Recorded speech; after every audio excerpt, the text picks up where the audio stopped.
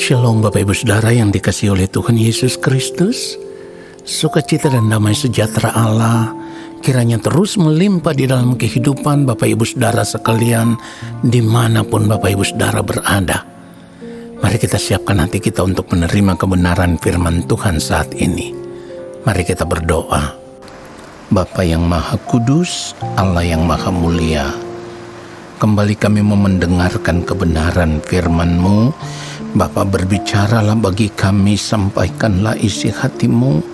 Roh Kudus Tuhan, ajar kami supaya kami semakin mengerti akan kebenaran firman yang kami dengar.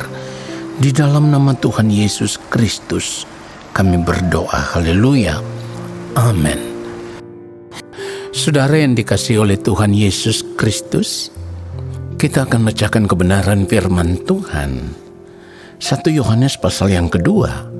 Kita membaca ayat 15 sampai dengan ayatnya yang ke-17. Janganlah kamu mengasihi dunia dan apa yang ada di dalamnya. Jikalau orang mengasihi dunia, maka kasih akan Bapa tidak ada di dalam orang itu. Ayat 16, sebab semua yang ada di dalam dunia, yaitu keinginan daging dan keinginan mata, serta keangkuhan hidup, bukanlah berasal dari Bapa, melainkan dari dunia. Ayat 17, dan dunia ini sedang lenyap dengan keinginannya, tetapi orang yang melakukan kehendak Allah tetap hidup selama-lamanya. Saudara yang dikasihi oleh Tuhan Yesus Kristus, kekristenan itu adalah jalan hidup yang sesungguhnya. Artinya, jalan hidup yang akan menuntun kita kepada hidup yang kekal. Namun demikian, tidak banyak orang yang mau sungguh-sungguh mengenakan cara hidup kekristenan secara benar. Sebab hidup kekristenan yang benar adalah hidup sama seperti Tuhan Yesus telah hidup. Pertanyaannya, mengapa tidak banyak orang yang mau mengenakan cara hidup kekristenan yang benar? Jawabannya adalah karena ada begitu banyak orang percaya yang sampai saat ini masih ingin menikmati kebahagiaan hidup dunia. Padahal sebagai orang percaya mereka juga tahu kalau kebahagiaan hidup dunia itu hanya sementara, hanya sesaat. Nah saudaraku, kalau kita tahu bahwa kebahagiaan hidup dunia itu hanyalah sementara, tetapi kita masih mau terus hidup di dalamnya dan rela mengorbankan kehidupan yang kekal hanya karena ingin menikmati kenikmatan hidup yang sementara itu, bukankah itu artinya kita menjadi orang yang paling bodoh? Padahal firman Tuhan sudah mengingatkan kita. Firman Tuhan berkata, janganlah kamu mengasihi dunia dan apa yang ada di dalamnya. Jikalau orang mengasihi dunia, maka kasih akan Bapa tidak ada di dalam orang itu. Sebab semua yang ada di dalam dunia, yaitu keinginan daging dan keinginan mata serta keangkuhan hidup, bukanlah berasal dari Bapa, melainkan dari dunia. Dan dunia ini sedang lenyap dengan keinginannya, tetapi orang yang melakukan kehendak Allah tetap hidup selama-lamanya. Saudara, orang percaya yang mau sungguh-sungguh mengambil keputusan untuk tidak lagi mengasihi dunia ini dengan segala kesenangannya, bukan berarti tidak bisa bahagia. Sebab Tuhan akan memberikan kebahagiaan kepada kita dengan cara yang berbeda. Firman Tuhan katakan di dalam Filipi pasal 4 ayat 7, damai sejahtera Allah yang melampaui segala akal akan memelihara hati dan pikiranmu dalam Kristus Yesus. Saudara yang dikasihi oleh Tuhan Yesus Kristus, ketika kita memilih untuk hidup sesuai dengan cara hidup yang Tuhan kehendaki, hidup dalam kesucian, hidup dalam kekudusan, hidup dalam kebenaran, dan hidup hanya untuk melakukan kehendak Allah Bapa di surga, maka damai sejahtera Allah yang melampaui segala akal akan memberikan kepada kita sukacita yang tak terkatakan. Ya, Sukacita yang tak terkatakan. Itulah kenapa firman Tuhan katakan, bersukacitalah di dalam Tuhan. Sekali lagi kukatakan, bersukacitalah.